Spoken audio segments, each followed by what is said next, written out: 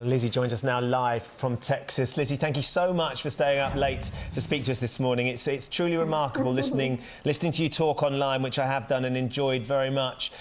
Just try and sort of outline for us what it was like as a child growing up with your syndrome, which I know you didn't get diagnosed till 2013, did you? Correct. Yeah, I lived my life for 25 years having an undiagnosed condition. Growing up, though, I had such an incredible family and support system around me. So there was these two different sides of my life. I had one side where it was completely normal and I was just Lizzie. And the other side, I was Lizzie, the girl who looks really different. Lizzie, I'm staggered by just how cruel people can be. We were hearing some of the comments that people had said about your appearance. How was it when you first realised exactly what some people were saying? It was completely devastating and crushing. I think if anyone were to put themselves in my shoes, whether you have a condition or not, if you are told that you're disgusting and you're ugly and you should end your life, I think you immediately know exactly what I was feeling at that time. Why do you think there are people that do that, that feel the need to want to go and be just so nasty about other people? If you would have asked me that question when I was 13 or 14, I would tell you that they're doing it just to be mean and I don't understand it. But asking me that question now, my answer is completely different. One of the biggest lessons I've learned throughout my journey of sharing my story is realizing that people hurt other people because they're hurting themselves. Hurt people hurt people. They might not have the tools necessary to learn how to express themselves in a positive way, and unfortunately they're hurting other people, whether it's online or in person, and getting that instant gratification of knowing I got to them. Lizzie, have you ever met any of the people that commented on the video, or even the person that put the video up on YouTube? Because I know that you did contact him, or your parents contacted him for a while and kept asking him to take it down, and he refused, didn't he? Yeah, we tried for a little while when I originally found the video to message him and ask him to take it down, and we were met with messages and replies that said, I'm not going to take it down, basically. And it was so hard. I feel like looking back at that time, I probably blocked a lot of it out because I was so hurt and devastated.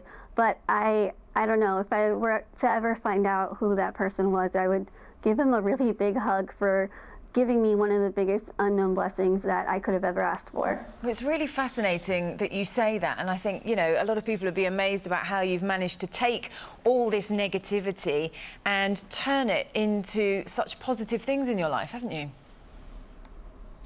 Yeah, I mean, I've realized that we are all put on this earth for a reason.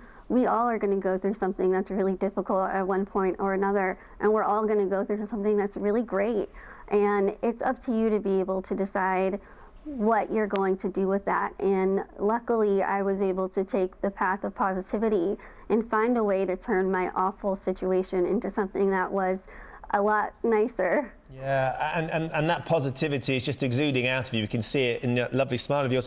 You've got a new book out, Dare to be Kind. You've written a few books, but your new book, Dare to be Kind, you talk very frankly about the tough times you went through in your life, including when you were suffering from anxiety. You also got hooked on prescription drugs as well. How difficult was that, dealing with the aftermath of all of the events that have led to you being in this position?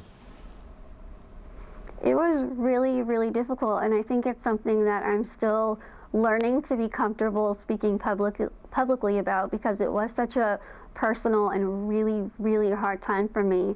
After my TED Talk went viral, I was put into this spotlight that was way bigger than I could have ever imagined.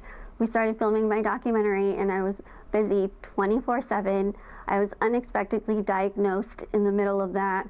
And once my schedule stopped and once filming stopped, I started having a lot more time on my hands. And we know what that's like when we're by ourselves and you start overthinking things and having these doubts. And it's because you get yourself into this hole of negativity. And unfortunately, that's what happened to me. And it led to me hitting rock bottom for the first time.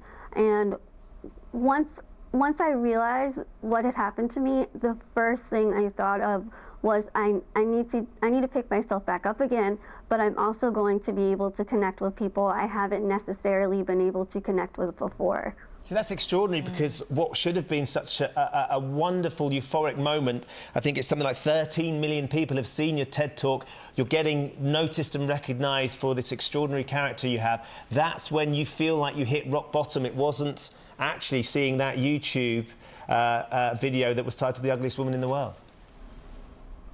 Yeah, it wasn't. I mean, I credit a lot of that to where I am in my life. When I found that video, I was 17 years old, and I was a high schooler who was trying to figure out what I was going to do once I graduated. And now, being able to look back and realize that no matter what horrible thing has happened or might happen, I'm not going to let that define me. I'm going to find a way to really fight back and just turn it around.